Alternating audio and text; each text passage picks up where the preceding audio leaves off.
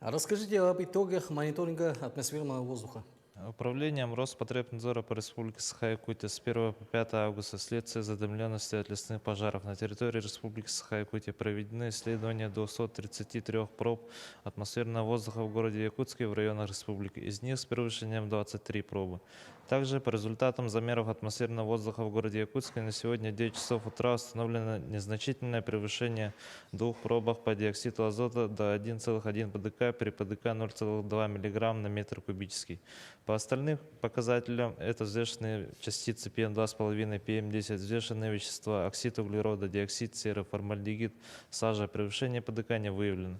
Управление Роспотребнадзора по Республике Саха-Якутия напоминает жителям республики о мерах безопасности в случае задымления населенных мест, использовать средства индивидуальной защиты, минимизировать пребывание на открытом воздухе, ограничить физические нагрузки, проводить влажные уборки. В случае возникновения симптомов острого заболевания или недомогания необходимо обратиться к врачу. Спасибо.